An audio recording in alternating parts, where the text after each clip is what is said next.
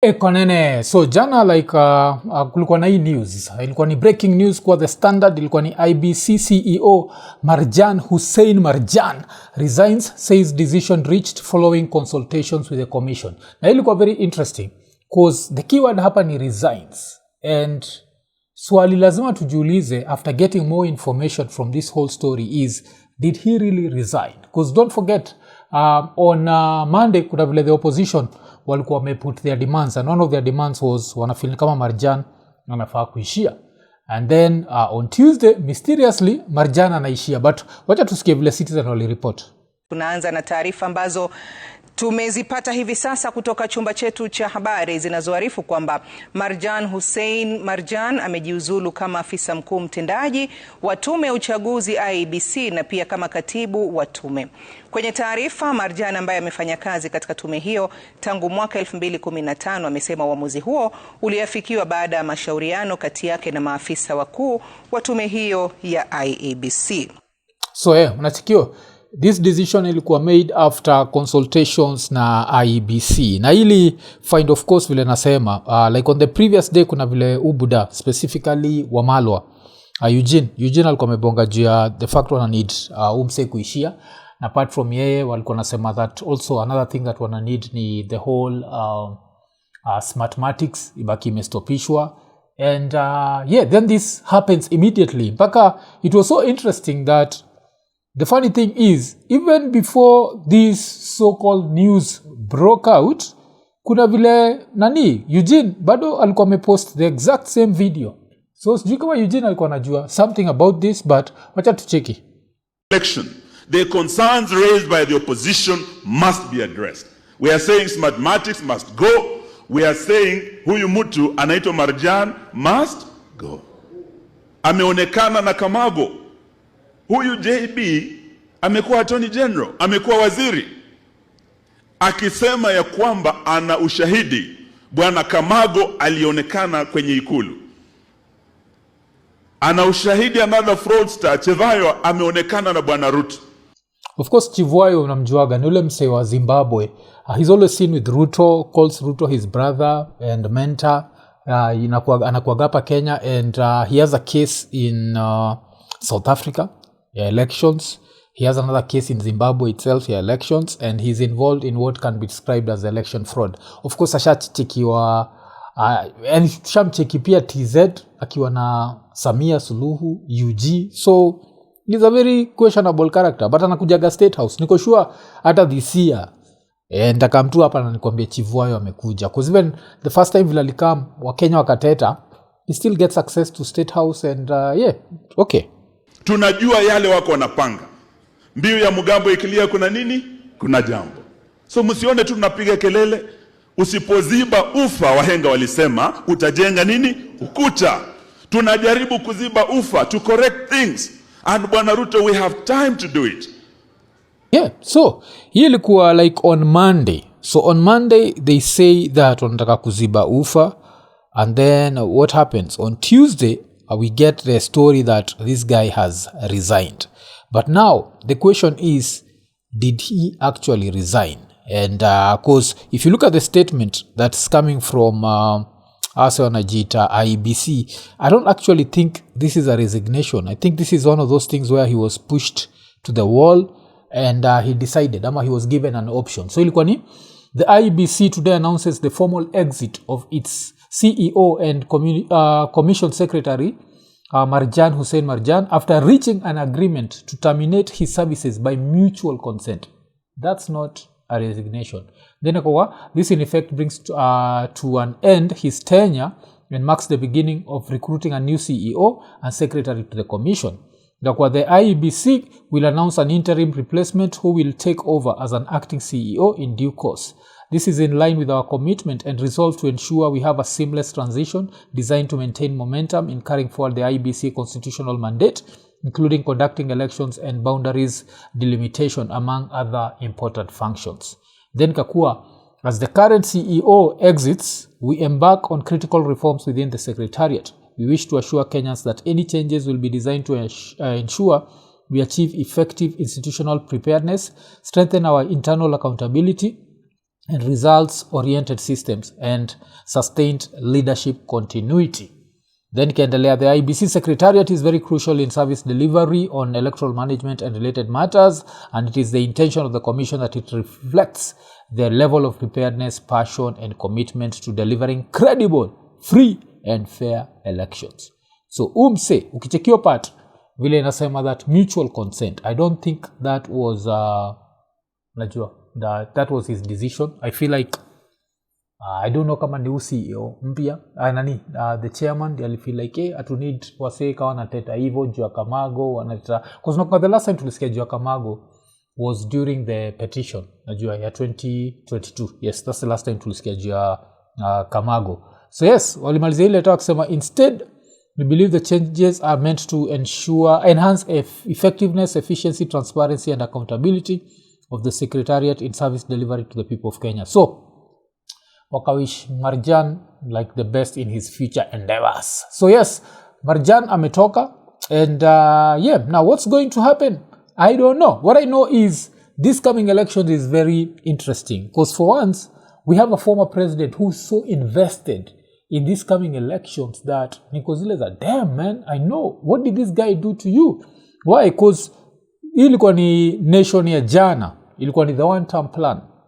Ilikuwa kwa the standard, is the standard ya jana. Then ikakuwa fresh details have emerged on how former Nigerian President Olusegun Obasanjo is brokering a truce between ex-President Uhuru Kenyatta and former Deputy President Rigathi Gachagua to forge a united opposition against President William Ruto in 2027.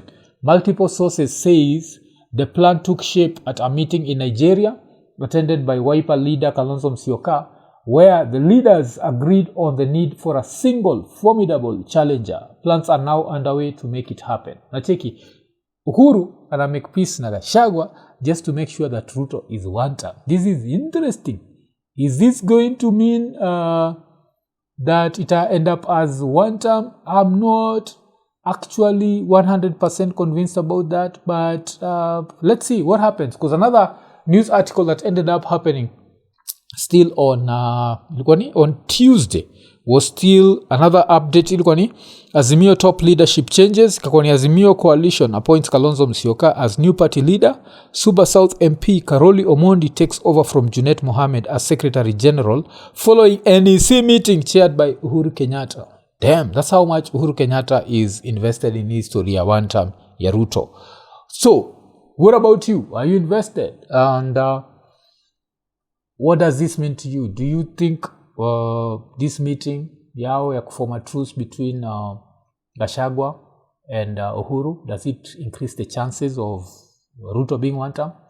Mzabaki umenishtua, but kitu interesting ni kwa kuna msemo moja amekuwa consistent na history ya one term, imekuwa ni Sifuna. Na Sifuna jana kuna vile alikuwa ameshia masaid za Citizen and akabaki ameuliza history ya one term, because saizi ODM, it's very, I think one of the reasons why Sifuna is hated is ODM iko fully in the government, yani.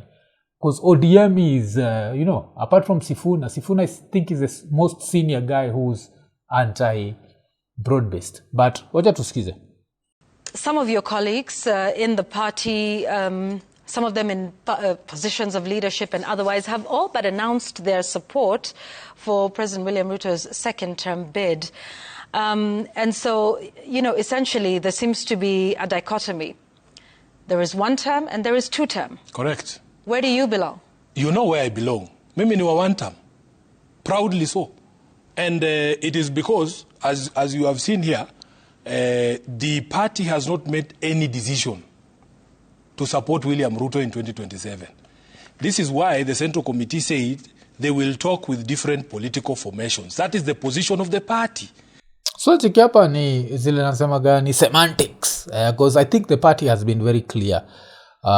They are in a coalition with UDA, and apart from UDA, they want some 50-50 split, which of course never happens, because as soon as the president wins power, inakuwaga ni hivyo. Any other agreement we kwenda huko nje.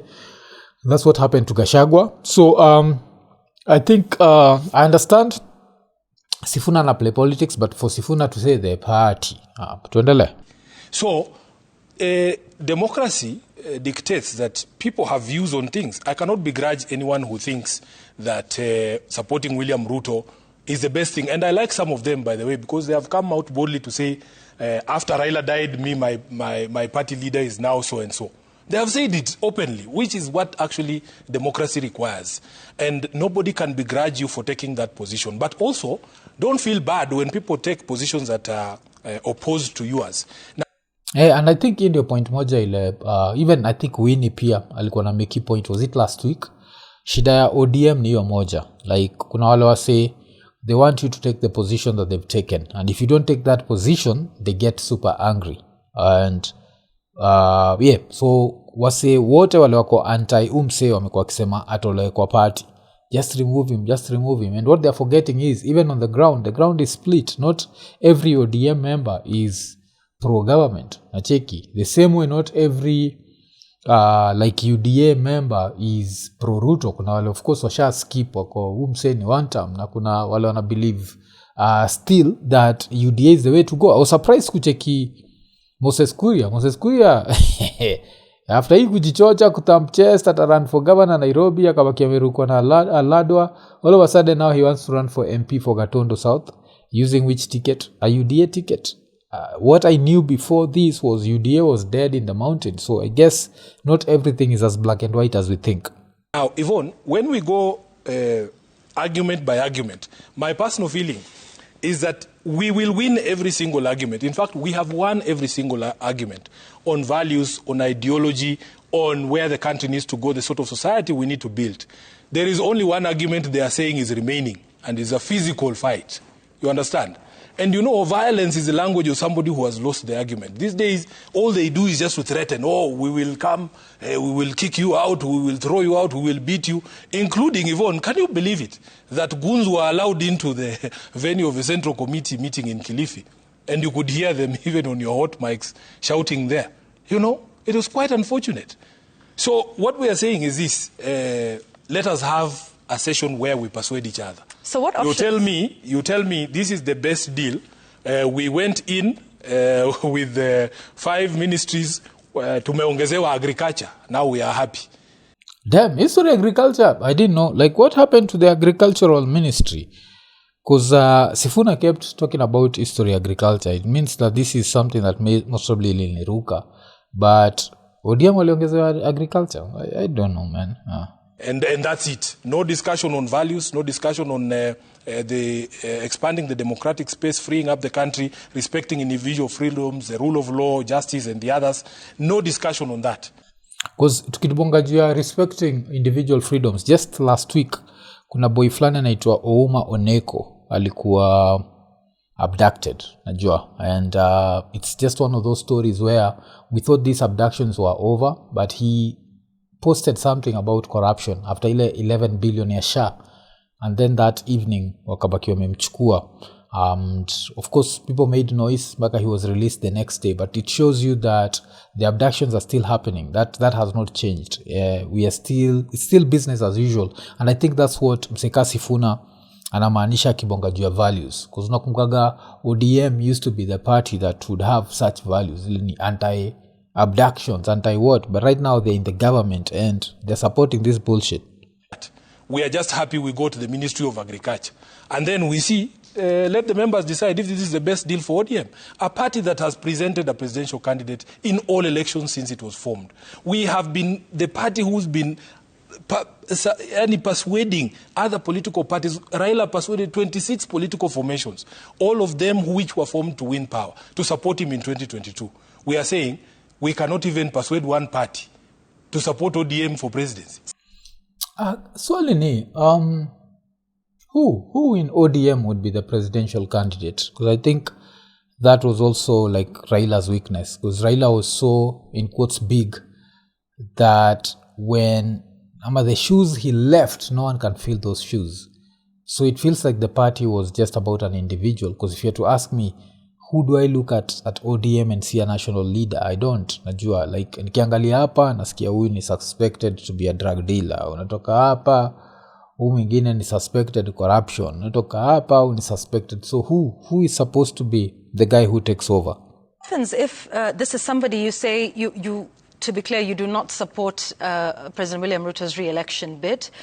So what happens if your party gets into a pre-election, pact? The president himself, at a meeting with his party members just recently, said, he could win, the margin by 1 to 2 million votes with ODM by his side. So what would happen if your party gets into a pre-election pact with UDA, with President William Ruto as the party leader, as the presidential candidate? Where does that leave you? I still wouldn't support him. I mean, a ballot is a secret. Please. Hapa ntikivila alianza kuhepa historia, the ballot is the secret, because this now becomes interesting, because it becomes that kuna kogana this saying, ile Ruto nilikuwa napendaga hii saying, hiyo majority have their minority have their say, majority have their way. So the majority of the ODM decide that they are supporting Ruto. What should Sifuna as the Secretary General do? Should he follow the same path, ama should he quit? Ama what is he supposed to do? Nobody can compel me to vote for William Ruto. Number two, that math that you quoted is what we call voodoo math. William Ruto would have to break down that number for you, because for me, knowing what I know about how Kenyans vote, listening to sentiment on the ground from Western to Coast to Nyanza to Central Kenya to Eastern to all of those places, I simply do not see a path to power for William Ruto. In fact, I want to say Wait, hang on a second. He does see a path to power with ODM we have by differences his side, of opinion on that. and that's okay. If there is that pre-election coalition pact with a person that you say you do not want to see re-elected in 2027. See, I will still vote to kick him out. This is I'll still vote to kick him out. So one thing na respect ja Sifuna ni Sifuna has been very consistent. Nilikuwa nafikiria by right now nilikuwa na expect atakuwa ameanza najua like wobble hivi tuanze kushindwa like what is his position, but he's been very consistent. Konene najua mwaka ni mpya lakini injili ni ile lemfi. So kama uko US, uko UK, uko Canada ama uko the UAE na unatry kutuma do Kenya, baki umechangamka, ingia lemfi, utabaki umepata the most competitive rates. Lakini apart from that, on your first transaction ya $100 or more utapata $20 sign up reward. So unangoja nini? Baki umechangamka, chap ingia lemfi, international payments for everyone. Konene. But kitu moja imekuwa interesting pia ni of course the mountain. Kwa nimebonga juu the mountain earlier and how angry the mountain is. So kuna mother moja alikuwa anabonga kitu hapa alafu akasema that she was quoting someone, and I was there like, yes, you might be quoting someone. Ni mother anaitwa Jane Kihara. Jane Kihara unakumbuka kuna time juzi like I think alikuwa naharasiwa na makarao and all that because of this was last year because of supporting Gachagua. So sikia vile kwa nabonga, sisi ndio tuliombea hii njangili iingie na sisi ndio tutaiombea itoke. Nikashtuka. Yaani mchungaji alisema hivyo. That is how bitter Kenyans are.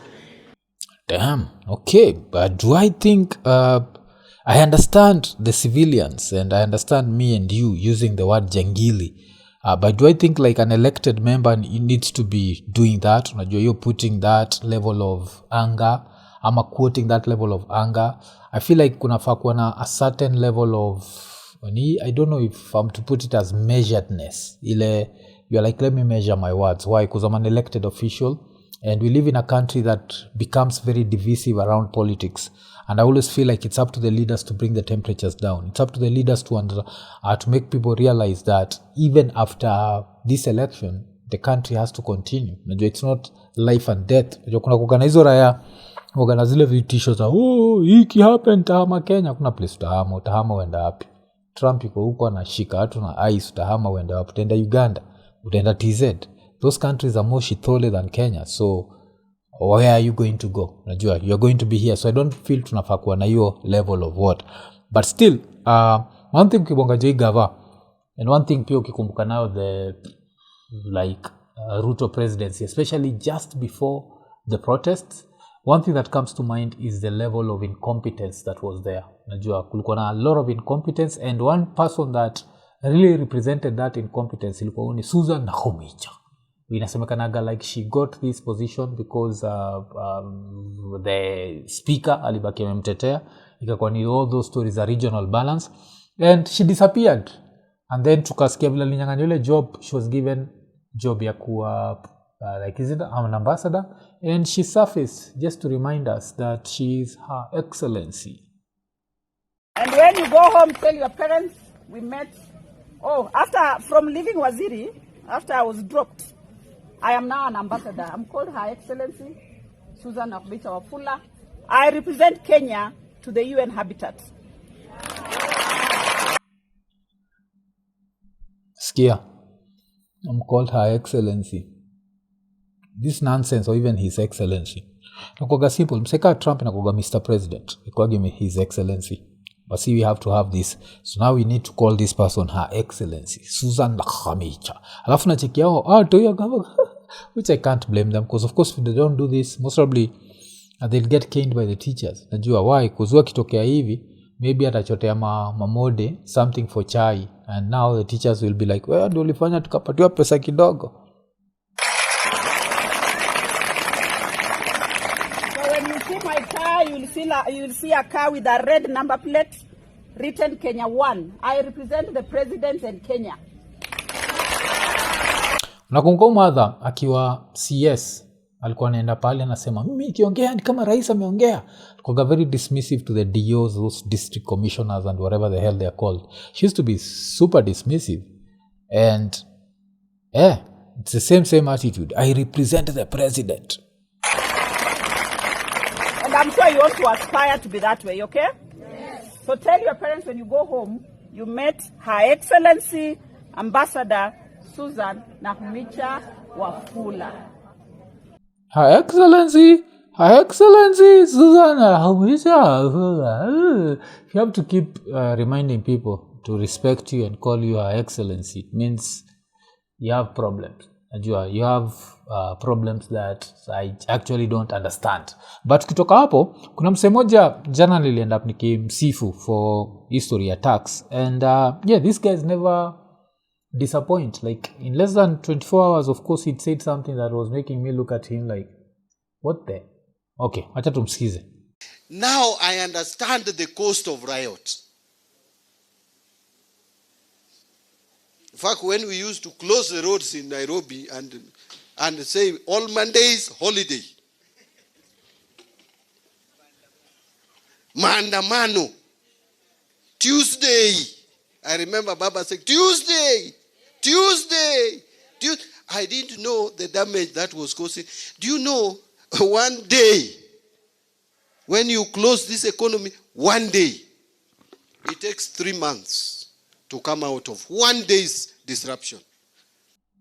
I think that's nonsense. I don't think so. Like 1 day, I take, okay. But let's say that's true. The other thing you have to look at is the fact that there's a whole bunch of Kenyans who don't feel like they have any stake in this economy. Najua, they are struggling. That's why they are always ready any day to go for protests. Anyone else who has something to do economically hakuagi available every day kuenda protests. So the only way to solve these protest problems and people's availability on the streets is to create jobs for them. And you have to create the jobs here. You can't create the jobs through human trafficking, and you're a government, because that's what has happened in history of Russia. Like the more information that we get, we are actually learning that the Kenya government itself inafanya human trafficking, ina traffic Kenyans waende kudedishwa. And so yes, now the Kenyans who are left, because of course hawezi traffic all of us, the Kenyans who are left, there's a whole bunch who feel like they have zero stake in this economy.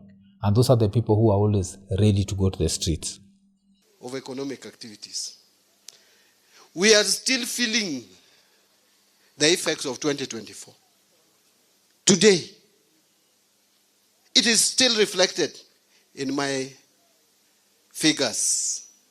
And I go to IMF, I have to convince them that things are improving. I have to talk to World Bank. Today, I am struggling with World Bank to justify and demonstrate that our debt sustainability is still within limit. So nacheki story yote, so niko nashindwa hii speech. What is this speech supposed to do? Is it supposed to make Kenyans now feel like, oh, know what, we can't protest because if we protest, then it's going to affect the economy. How many billions did we lose in that one day? I'd want to know, because I know with SHA we lose 11 billion. I know that budgets za State House zimepitishwa. Najua budget ya the Deputy President shapitishwa. So if we really suffered this much, where are we getting all this extra money that we can use anyhowly? So this is pure nonsense according to me. This is gaslight wase. Like hawezi kuwa na claim hii damage ili happen hivi ka cause all this damage, and then the next thing tunaona amepitisha budget. Because they don't see economic projection. They are looking at economic projection. They are saying there was a lot of interruption, and for this to pick up, they are projecting 3 years. I'm telling them, no, it is just a few months. My friends, even if we don't agree with the government, I think we must look for ways of picketing in this country. Tukifikiria pia juu ya disruption of an economy through protests, I feel like if you are to talk about protests that actually affected an economy, tunzabonga juu ya kina Nepal. Hii ya Kenya, I don't think so. Like the economy liguzwa tu kidogo, but like in Nepal, where a country comes to a standstill, the government has to run away. That in quotes, the government shut down. Of course, there is uncertainty. That means that during that period, that local currency goes down. That time we can argue about that. But this one, to argue about like the effects of 2024 are still being felt today, this is to be very, very dishonest. That does not mean I am now against people picketing. We must picket if government is not doing the things we want the government to do. You must demonstrate your displeasure, but let us not disrupt economic activities.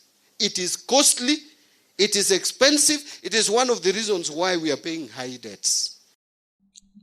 That's nonsense. Okay. If I was to say, the most costly thing in this country, of course, is corruption. These others too ni distractions. And another distraction that we got was, kulikuwa ni the public notice on the misuse of currency banknotes. Kumekuwa na hii trend ya wase during Valentine's kukunja pesa zao kupatia wapenzi. So ilikuwa ni the Central Bank of Kenya has noted a growing trend in the use of Kenya shilling banknotes for decorative and celebratory purposes, including the preparation of cash flower bouquets, ornamental displays and similar arrangements. Then ikaendelea, in many circumstances, banknotes are folded, rolled, glued, taped, stapled, pinned, or otherwise affixed using adhesives and fastening materials. Such practices compromise the integrity of the Kenya shilling banknotes and render them unsuitable for circulation. The use of adhesives, pin staples, and similar materials damages banknotes and interferes with the efficient operation of cash handling and processing equipment, including automated teller machines, cash counting machines, and sorting equipment. This results in an increased rejection of banknotes during processing and leads to the premature withdrawal and replacement of a currency at an avoidable cost to the public and the bank. Do I believe in that nonsense ya banknotes? I feel like wagantuni kuringa. Hizo vitu za kuringa sikuagi niwezi support. So I understand. And then for the people who still use cash to that level, like them, while CBK does not object to the use of cash as a gift, such use should not involve any action that alters, damages, or defaces banknotes. Currency should remain in a condition that allows it to circulate freely and perform its intended functions as a medium of exchange, unit of account, and store of value. Then CBK wishes to remind the public that Section 367 of the Penal Code, Cap 63 Laws of Kenya prohibits the defacement, mutilation, and impairment of currency notes. Any person who willfully defaces, mutilates, or in any way impairs any currency note issued by a lawful authority commits an offense under the Penal Code. CBK therefore urges the public to refrain from practices that compromise the integrity of the Kenya shilling banknotes and to adopt alternative and non-damaging methods when presenting monetary gifts. The CBK remains committed to safeguarding the integrity of the national currency in circulation and will continue to undertake public sensitization and stakeholder engagement to protect the quality, usability, and public confidence in Kenya shilling banknotes. So of course, wase tayari washaanza kupost hizo dollars. Nicheki msame seti $1, where are you going to exchange it in Kenya? Nowhere. You'd have to carry it as cash uende nayo huko nje. Guys, hapa Kenya mtu akipatia $1 notes, they are basically, unajua, wanakuambia uende place inaitwa Kaji. But yeah, so kuna hii, this is going to really mess up a lot of plans za watu za Valentine. I think this is the reason why it was released on February 2nd, because a lot of Kenyans were planning to do that bouquet nonsense. I always feel like it's nonsense. Why? Because it's showing off. I always feel like, why are you showing off? Tunajua sawa, you're successful and sawa, you need to gift your girlfriend, but at least ile moja nilicheki ile Lilibamba ilikuwa moja ya, ilikuwa ni nani? Ilikuwa ni ya Butita, alikuwa ametumia coins. And I think coins, I don't even think gava inaweza tarajia coins. Coins unaziweka, unazitape na uzi. But be full banknotes and what? If you're still out there using cash, yeah, good luck man. Vile wezi wamejaa Nairobi nitembee na cash, itakuwa ngumu sana. Iko nene.